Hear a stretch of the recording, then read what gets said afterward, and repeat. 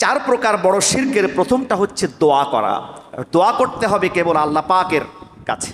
আমরা অনেকেই বলি হুজুর দোয়া করবেন, বা অমুক আপনার কাছে দোয়া চেয়েছে। নামাজের পরে অনেকেই বলেন যারা দোয়া চান, বলে হুজুর মুসল্লিদের কাছে দোয়া চেয়েছেন। মুসল্লিদের কাছে না, দোয়া চাইতে হবে আল্লাহ পাকের কাছে। মুসল্লি বা আল্লাহ পাকের নেক বান্দাদের মাধ্যমে বা তাদের মধ্য দিয়ে তারা যেন দোয়া করেন আল্লাহ পাকের কাছে। কিন্তু দোয়াটা চাইতে হবে কার কাছে বলুন? আল্লাহ পাক। আল্লাহ পাক বলেছেন উদউনি আস্তাজিব লাকুম, আমাকে ডাকো আমি তোমাদের ডাকে সাড়া দেব। জোরে বলুন সুবহানাল্লাহ। অকালা রাব্বুকুম উদউনি আস্তাজিব লাকুম, তিনি বলেছেন, আল্লাহ পাক বলেছেন রাব্বুকুম উদউনি, তোমাদের প্রভু বলেছেন যে আমাকে ডাকো, জীবনে বিপদগ্রস্ত হয়েছো আমার কাছে সাহায্য চাও। আমরা সূরাতুল ফাতিহায় পড়ি ইয়্যাকা না'বুদু ওয়া ইয়্যাকা নাস্তাঈন, আপনাকেই ইবাদত করি আপনার কাছেই সাহায্য কামনা করি। জোরে বলুন সুবহানাল্লাহ। আমাদেরকে সুস্থতার নিয়ামত দিয়ে এখানে আসার বসার তৌফিক দান করেছেন যে মহান মুনিব, আমরা শ্রদ্ধা বিজড়িত কণ্ঠে স্বতঃস্ফূর্তভাবে হৃদয়ের সবটুকু শ্রদ্ধা একত্রিত করে বলছি আলহামদুলিল্লাহ। সম্মানিত মুসল্লিবৃন্দ, রবিউল আউয়াল মাস আমাদের মাঝে পদার্পণ করেছে। আর রমজানুল মুবারকের পরেই রবিউল আউয়াল মাসের মর্যাদা দিয়েছেন ওলামায়ে কেরাম। কারণ রমজানের মর্যাদা বেড়েছে কোরআনের কারণে, আর রবিউল আউয়ালের মাস এর মর্যাদা বেড়েছে যে কোরআনের বাহক ছিলেন যিনি, তার আগমন হয়েছে এই মাসে। সবচেয়ে বড় কথা হচ্ছে তার বিদায় এই মাসে হয়েছে। তিনি হিজরত করে যখন মদিনায় পৌঁছেছিলেন সে মাসটি ছিল রবিউল আউয়াল মাস এবং সোমবার। প্রতি সোমবার তিনি রোজা রাখতেন। এজন্য তিনি বলতেন যে এই মাসে আমাকে নবুয়ত দেওয়া হয়েছে, এই মাসে আমি হিজরত করে মদিনায় পৌঁছেছি, এই মাসে আমি পৃথিবীতে এসেছি, এই মাসে আমি পৃথিবী থেকে বিদায় নিয়ে চলে যাব। তো সার্বিক দিক থেকে এই মাসটি হচ্ছে একটি মহিমান্বিত ফজিলতপূর্ণ মাস। এজন্য আমরা এই মাস থেকে উদ্বুদ্ধ হব যে যার আগমন ছিল এই মাসে আমরা যেন তাকে অনুসরণ করে চলতে পারি, তার দেখানো পথের দিশা অনুযায়ী আমরা জীবনটাকে পরিচালনা করতে পারি। আর এই মাসটিকে সম্পূর্ণ বেদাত মুক্ত সুন্নাহ অবলম্বনে আমরা যেন মাসটি উদযাপন করতে পারি। এই মাস আল্লাহ রাব্বুল আলামিন তার হাবিবকে পাঠিয়েছিলেন, এ কারণে শয়তান খুব নাখোশ হয়েছিল। শয়তান 3 সময়ে নাখোশ হয়েছিল। এক সময় যখন সূরাতুল ফাতিহা অবতীর্ণ হয়, আরেক সময় যখন রাসূল করিম সাল্লাল্লাহু আলাইহি সাল্লাম পৃথিবীতে এসেছিলেন, আরেক সময় যখন কোরআন কারীমের অবতীর্ণ শুরু হয়। তা আল্লাহ তাআলা যেন আমাদেরকে শয়তানের মতো নাখোশ যেন না হই, বরং সন্তুষ্টি চিত্তে আমরা মাসকে বরণ করে নিতে পারি। সকলে বলি আমিন। এ মাসের প্রথম থেকেই বাইতুল মুকাররম চত্বরে বই মেলা শুরু হয়েছে এবং সম্ভবত 12ই রবিউল আউয়াল দিনে থেকে মাসব্যাপী আলোচনা সভার আয়োজন করা হবে। আমরা সময় পেলে সেখানে যাব। তো বলতেছিলাম যে পৃথিবী থেকে আমরা যখন চলে যাব, চলে যেতেই হবে, সব কিছু রেখেই যেতে হবে। নাকি পালিয়ে বিদেশে অর্থ পাচার করে সেখানে গিয়ে থেকে চিরস্থায়ী সেখানে বসবাস করতে পারবে? পারবে কি? সব ফেলে রেখে যেতে হবে। বোকা হচ্ছে তারা যারা চিন্তা করে সম্পদ আমাকে বাঁচিয়ে রাখবে। তারা যত বড় অফিসার মনে করি, যত বুদ্ধিমান মনে করি, প্রকৃতপক্ষে আসলে তারা বোকা। তো কিয়ামতের ময়দানে মৃত্যু পরবর্তী জীবনে যারা আফসোস করবে, যে আফসোসের কোনো শেষ হবে না, যে আফসোস রয়ে যাবে, এই আফসোসকারীদের প্রথম শ্রেণী হবে যারা ঈমান নিয়ে যেতে পারে নাই, আর দ্বিতীয় শ্রেণী হচ্ছে যারা শিরক মিশ্রিত আমল নিয়ে চলে যাবে। তারা বলবে ওয়ায়াকুলু ইয়া লাইতানি লাম উশরিক বিরাব্বি আহাদা, লাম ইউশরিক বিরাব্বি আহাদা। তারা বলবে যে আফসোস, আমরা যদি আমাদের প্রতিপালকের সাথে শিরক না করতাম। শিরক মিশ্রিত আমল ইবাদত কিয়ামতের দিন কোনো কাজে আসবে না। এখন শিরক কি জিনিস? শিরক হচ্ছে আল্লাহ পাকের সাথে অংশীদার স্থাপন করা, শেয়ার করা। এটা হচ্ছে দুই প্রকার, একটা হচ্ছে ছোট শিরক, একটা বড় শিরক। এই ছোট শিরক অসংখ্য রয়েছে। ছোট শিরকের মধ্যে রিয়া, লৌকিকতা, মঙ্গল, ভাগ্যের যে মঙ্গল, কুলক্ষণ, এগুলো চিন্তা করা, এগুলো সব শিরকের মধ্যে। আর বড় শিরক হচ্ছে 4 প্রকার। আমি সংক্ষেপে আপনাদেরকে বুঝিয়ে দেব, যাতে করে সব থেকে আল্লাহ পাক আমাদেরকে বেঁচে থাকার তৌফিক দান করেন। সকলে বলি আমি। তো 4 প্রকার বড় শিরকের প্রথমটা হচ্ছে দোয়া করা। দোয়া করতে হবে কেবল আল্লাহ পাকের কাছে। আমরা অনেকেই বলি হুজুর দোয়া করবেন, বা অমুক আপনার কাছে দোয়া চেয়েছে। নামাজের পরে অনেকেই বলেন, যারা দোয়া চান, বলে হুজুর মুসল্লিদের কাছে দোয়া চেয়েছেন। মুসল্লিদের কাছে না, দোয়া চাইতে হবে আল্লাহ পাকের কাছে। মুসল্লি বা আল্লাহ পাকের নেক বান্দাদের মাধ্যমে বা তাদের মধ্য দিয়ে তারা যেন দোয়া করেন আল্লাহ পাকের কাছে। কিন্তু দোয়াটা চাইতে হবে কার কাছে বলুন? আল্লাহ পাক। আল্লাহ পাক বলেছেন উদউনি আস্তাজিব লাকুম, আমাকে ডাকো, আমি তোমাদের ডাকে সাড়া দেব। জোরে বলুন সুবহানাল্লাহ। অকালা রাব্বুকুম উদউনি আস্তাজিব লাকুম, তিনি বলেছেন, আল্লাহ পাক বলেছেন রাব্বুকুম উদউনি, তোমাদের প্রভু বলেছেন যে আমাকে ডাকো, জীবনে বিপদগ্রস্ত হয়েছো, আমার কাছে সাহায্য চাও। আমরা সূরাতুল ফাতিহায় পড়ি ইয়্যাকা না'বুদু ওয়া ইয়্যাকা নাস্তাঈন, আপনাকে ইবাদত করি, আপনার কাছেই সাহায্য কামনা করি। জোরে বলুন সুবহানাল্লাহ। সুতরাং এই দোয়ার মাঝে কাউকে শরীকে স্থাপন করা যাবে না। যখন কোনো বান্দা বিপদের মধ্যে নিপতিত হয়, আল্লাহ পাক ওয়াদা করেছেন, বান্দা যদি আমার কাছে দোয়া করে এবং ইস্তেকামাত থাকে, সবর ইখতিয়ার করে, ধৈর্য ধারণ করে, আমি তার বিপদ থেকে মুক্ত করে দেই। জোরে বলুন সুবহানাল্লাহ। আল্লাহ রাব্বুল আলামিন কোরআনে কারীমের মধ্যে বলেছেন আম্মান ইউজিবুল মুত্তাররা ইযা দাআহু ওয়া ইয়াকশিফুস সুআ ওয়া ইয়াজআলুকুম খুলাফাআল আরদ আইলাহুম মা'আল্লাহ তাআলাল্লাহু আম্মা ইউশরিকুন। আম্মান ইউজিবুল মুত্তাররা, যখন তোমরা বিপদের মধ্যে তাকে ডাকো, ইযা দাআহু, যারা বিপদগ্রস্ত তারা যখন তাকে ডাকে, সেই বিপদগ্রস্ত বান্দার ডাকে সাড়া দেন কে? আল্লাহ পাক জিজ্ঞাসা করছেন।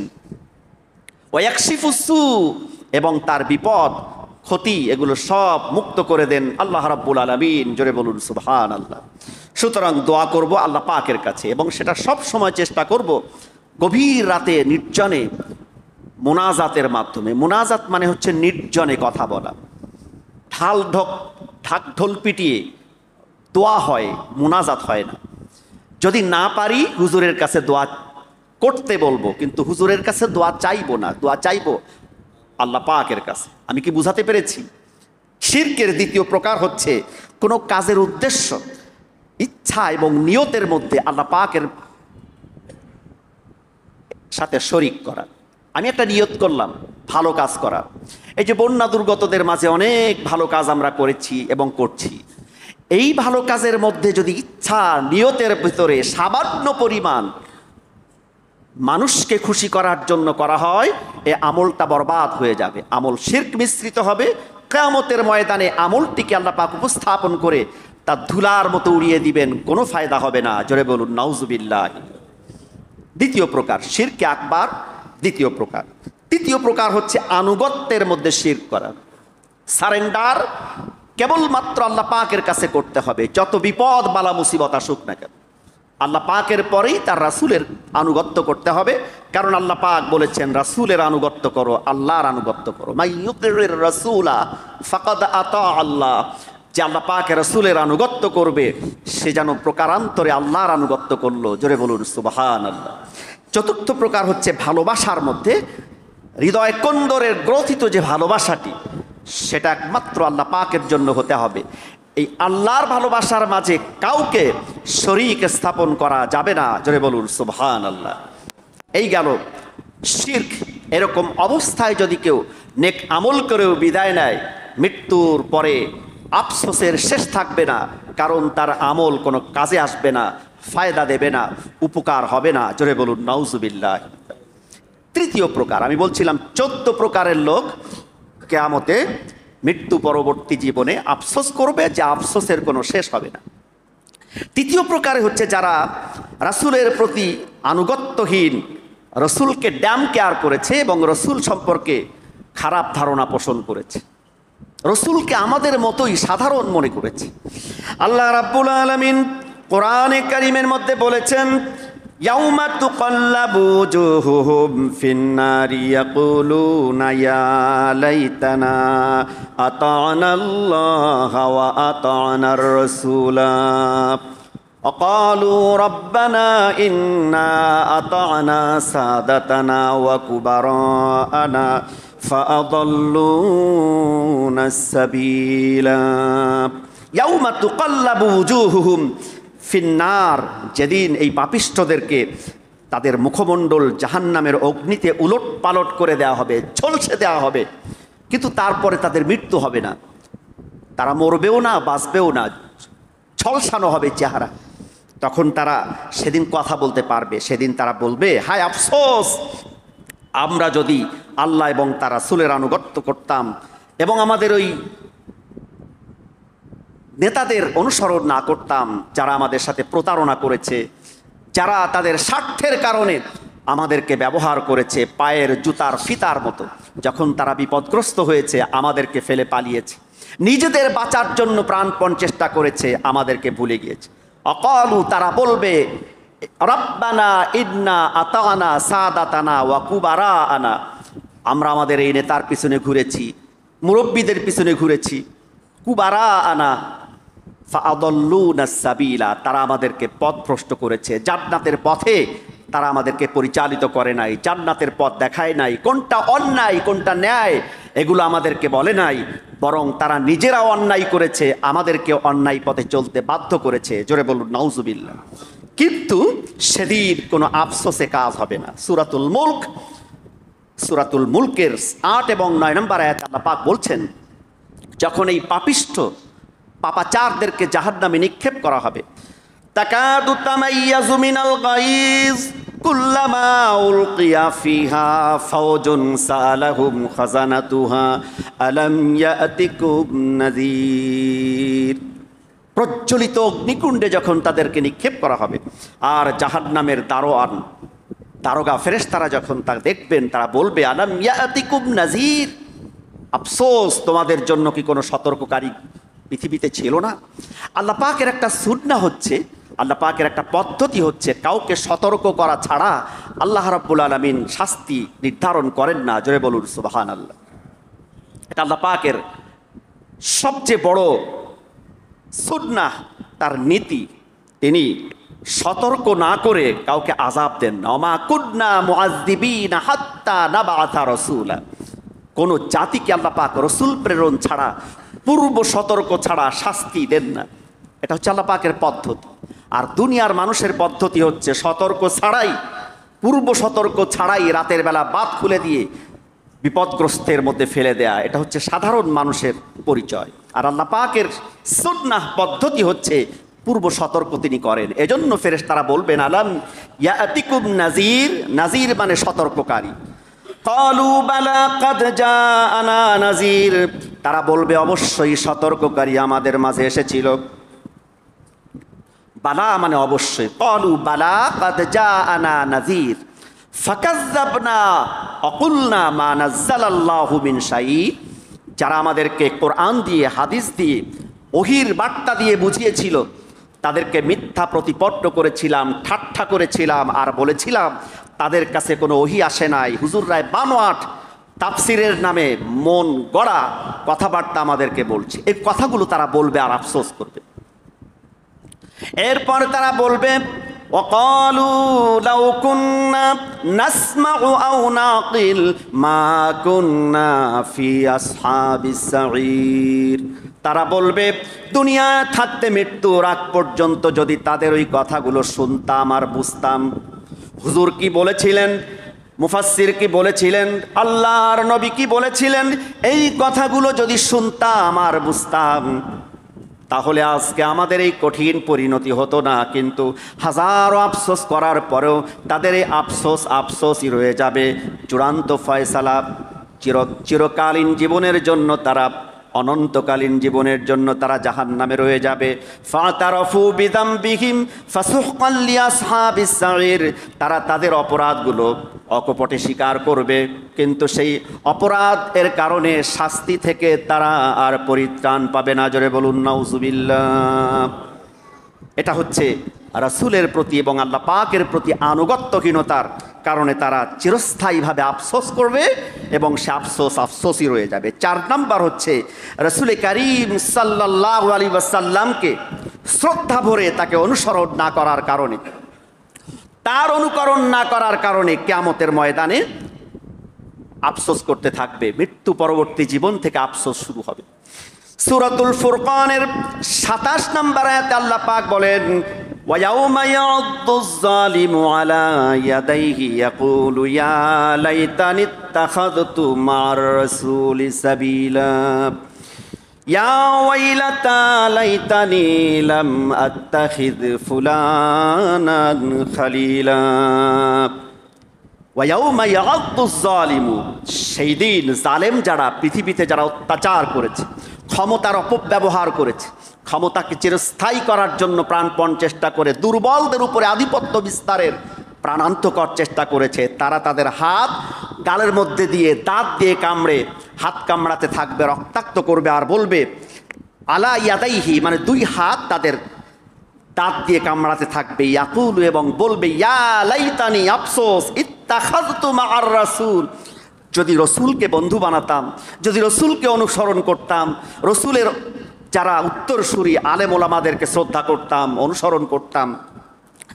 ক্বালু ইয়া ওয়াইলাতা লাইতানি লাম আত্তাখিয ফুলানান খালিলা, এই সকল প্রতারক মিথ্যাবাদী যারা বিপদে কাজে আসবে না, এই বন্ধুদেরকে যদি বন্ধু না বানাইতাম তাহলে কতই না ভালো হতো। এই আয়াতে কারিমার শানে নুজুল হচ্ছে, মানে অবতীর্ণের প্রেক্ষাপট হচ্ছে উতবা ইবনে আবি মুঈত রাসূল সাল্লাল্লাহু আলাইহি সাল্লামের কাছে প্রথম ঈমান এনেছিল, কিন্তু পার্থিব জগতের লোভ লালসায় তাকে পেয়ে বসেছিল।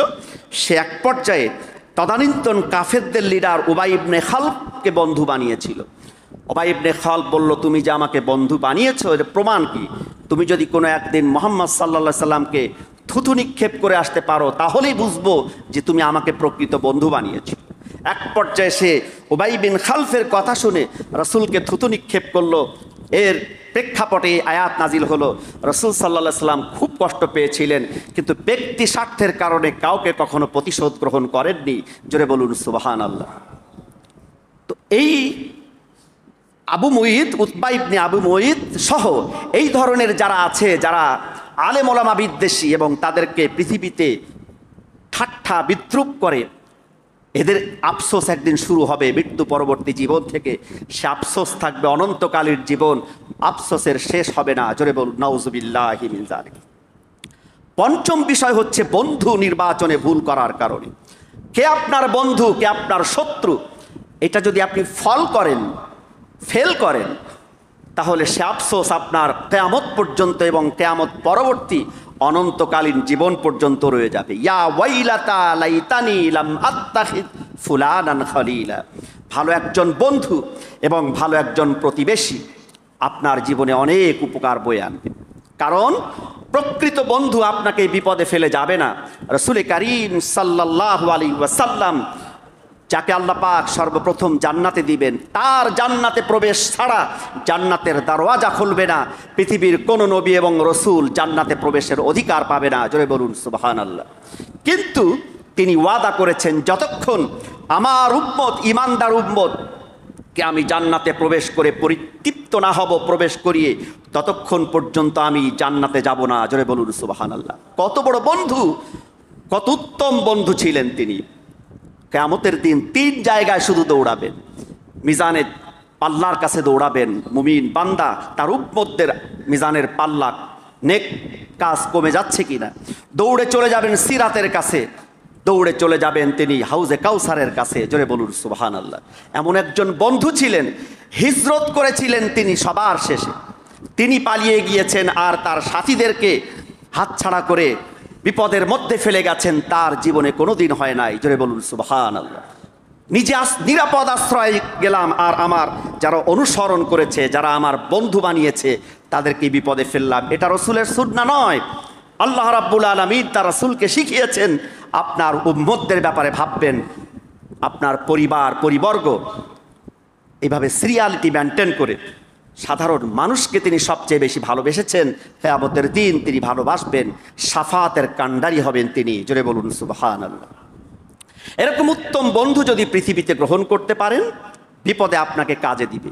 আমি একটি ঘটনা শুনছিলাম যে এক বন্ধু নেককার দিনদার ছিল, তার পথভ্রষ্ট বন্ধুকে শুধু নামাজে আনতে চাইতো। 5 ওয়াক্ত নামাজের সময় বাড়িতে গিয়ে জোর করে সেই পথভ্রষ্ট বন্ধু কোনো ওয়াক্ত নামাজ ছেড়ে দিত, কোনো ওয়াক্ত পড়তো, একটু অলসতা করত। তিনি বলছেন যে বিশেষ করে রাতে এশার নামাজ এবং ফজরের নামাজে বাড়িতে এসে ডাকতো। এক রাতে প্রচণ্ড ঝড় এবং বৃষ্টিপাত হচ্ছে, এশার সময় অনেক বুঝিয়ে সুজিয়ে তাকে মসজিদে আনলো। মসজিদ থেকে বাড়িতে যাওয়ার পথে বলল যে দোস্ত, তুমি আমাকে পিস মোটে ছাড়ছো না, ব্যাপারটা কি? একটু নাখোশ হলাম তার উপর। রাতের বেলা ঝড় বৃষ্টি সব উপেক্ষা করে বৃষ্টি বন্ধ হওয়ার পর আমার বাড়িতে ফজরের সময় উপস্থিত হয়ে বলল, দোস্ত নামাজে যেতে হবে, নামাজ ছাড়া যাবে না।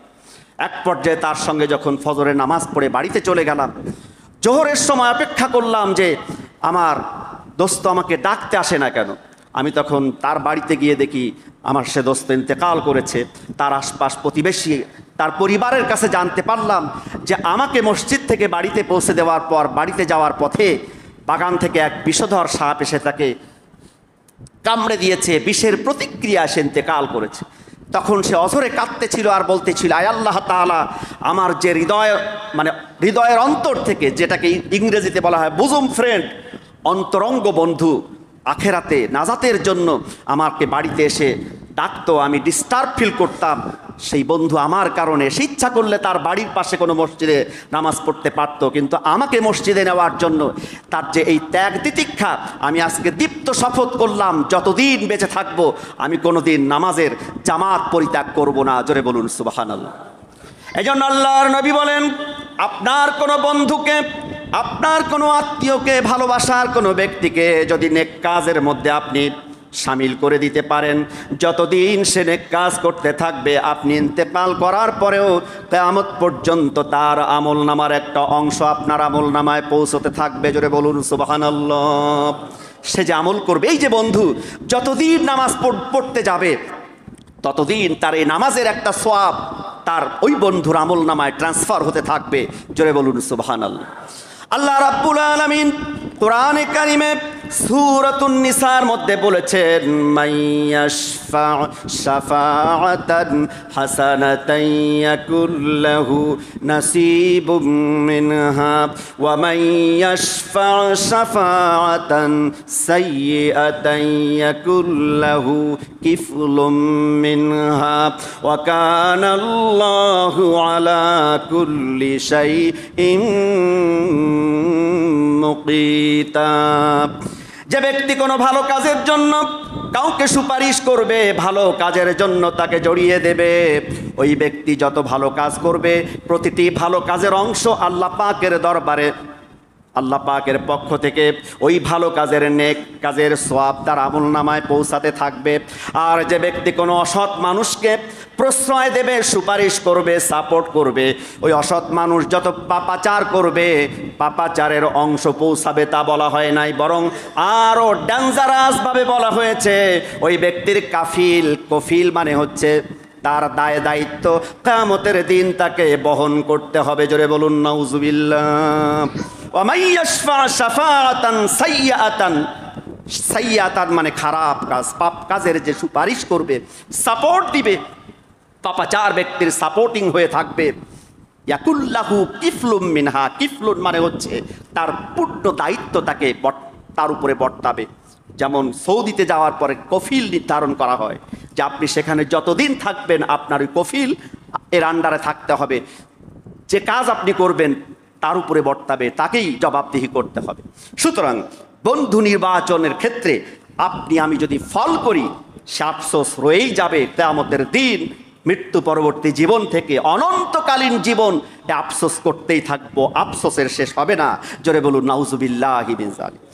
ষষ্ঠ হচ্ছে যারা এই পৃথিবীতে অবৈধ পন্থায় উপার্জন করে করে সম্পদগুলো পুঞ্জীভূত করে রেখে গিয়েছে, কিয়ামতের ময়দানে যখন তার আমলনামার ব্যাপারে জবাবদিহি করা হবে, এই পৃথিবীর জবাবদিহি তো ক্ষণস্থায়ী, এই পৃথিবীর জেলখানা রিমান্ড তো অস্থায়ী, কিন্তু কিয়ামতের ময়দানে আপনার আমার সমস্ত আমলনামা যখন উপস্থাপন করা হবে এবং বলা হবে এইগুলো তুমি করেছো, সিসি ক্যামেরাগুলো ওপেন করে দেয়া হবে, তখন সে বলবে ওয়ালাম আদরি মা হিসাবিয়া। সেই মুসিবতের দিনে যখন তার আমলনামার কারণে বাম হাতে আমলনামা চলে আসবে, আর বলা হবে ওয়া আম্মা মান উতিয়া কিতাবাহু বিশিমালিহি ফায়াকুলু ইয়া লাইতানি লাম উতা কিতাবিয়া ওয়া লাম আদরি মা হিসাবিয়া ইয়া লাইতাহা কানাতিল কাদিয়া মা আগনা আন্নি হামালিয়া হালাকা আন্নি সুলতানিয়া খুযুহু ফাগুল্লু সুম্মাল জাহিমা সাল্লু সুম্মা ফি সিলসিলাতিন যারুহা সাবউনা দিরান ফাসলুকু। কঠিন কথা। সূরাতুল হাক্কাহ 29তম পারার মধ্যে আল্লাহ পাক বলছেন সেই দিন যাদের আমলনামা নেক কাজ কমে যাবে, বদ কাজ খারাপ কাজগুলো বেশি হবে, এ অবস্থায় পৃথিবী থেকে চলে যাবে তওবা ছাড়া। তওবা করলে আল্লাহ পাক তওবা নাসুহা হলে যে তওবা দৃঢ়তার সাথে হয়, অনুতপ্ততার সাথে হয়, আর কোনোদিন অপরাধ প্রবণতার দিকে ফিরে আসবো না এরকম দৃঢ় শপথ করবে, এভাবে যদি তার তওবা হয় আল্লাহ পাক তা মাফ করে দিবেন।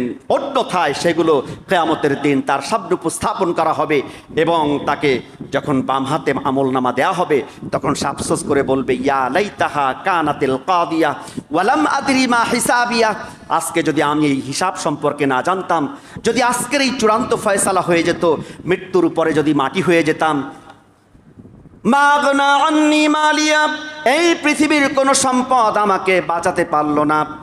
যেমন আজও আমরা দেখি কোটি কোটি সম্পদ পাচার করে, কোটি কোটি সম্পদ পুঞ্জীভূত করে আজকে আমরা রেহাই পাচ্ছি না। সেই দিন আফসোস করবে হালাকা আন্নি সুলতানিয়া। হালাকা মানে ধ্বংস করে দিয়েছে, আন্নি সুলতানিয়া মানে আমার ক্ষমতা, আমার আধিপত্য, আমার পাওয়ার আজ ধ্বংস হয়ে গিয়েছে, আমার তো কিছুই নেই। এভাবে যখন সে আফসোস করতে থাকবে আল্লাহ পাকের পক্ষ থেকে তখন বলা হবে খুযুহু, তাকে ধরো, পাকড়াও করো, ফাগুল্লু, তার গলায় বেড়ি পড়াও। আজকে যেমন হাতে ভাবে লকআপ দিয়ে হ্যান্ডকাপ দিয়ে নিয়ে যায়, সেই দিন গলায় বেড়ি পড়ানো হবে। সুম্মাল জাহিমা সাল্লু, জাহান্নামে নিক্ষেপ করো। সুম্মা ফি সিলসিলাতিন যারুহা সাবউনা দিরান ফাসলুকু, এবং অগ্নির শিকল দিয়ে 70 গজ শিকল তাকে দিয়ে বেড়ি পড়ানো হবে এবং টানতে টানতে হাসরাইতে হাসরাইতে জাহান্নামে নিক্ষেপ করা হবে। তার আফসোস রয়ে যাবে, আফসোস শেষ হবে না। জোরে বলুন নাউজুবিল্লাহ। আমি আপনাদেরকে আফসোসের কথা বলছি কিসের মাধ্যমে বলুন? কোরআনে কারীম থেকে বলছি, আল্লাহ পাকের সতর্ককারী যে কিতাব তা থেকে বলছি, বাপ দাদার মন গড়া কথা বলছি না। প্রতিটি কথার মধ্যে আল্লাহ পাক রেফারেন্স দিয়েছেন যে তোমরা যদি এখনো বোঝো তাহলে আফসোস আর করা লাগবে না, কিন্তু না বুঝে যদি এই দুনিয়ার সম্পদের মহাচ্ছন্ন হয়ে ক্ষণস্থায়ী দুনিয়ায় সম্পদের মোহে আমাকে ভুলে যাও, জবাবদিহিতার কথা ভুলে যাও, যেদিন পাকড়াও হয়ে যাবে সেদিন আর পালাবার পথ থাকবে না। জোরে বলুন নাউজুবিল্লাহি মিন যালিক। সপ্তম হচ্ছে মানুষগুলি মাটি হয়ে যাওয়ার জন্য আক্ষেপ করবে।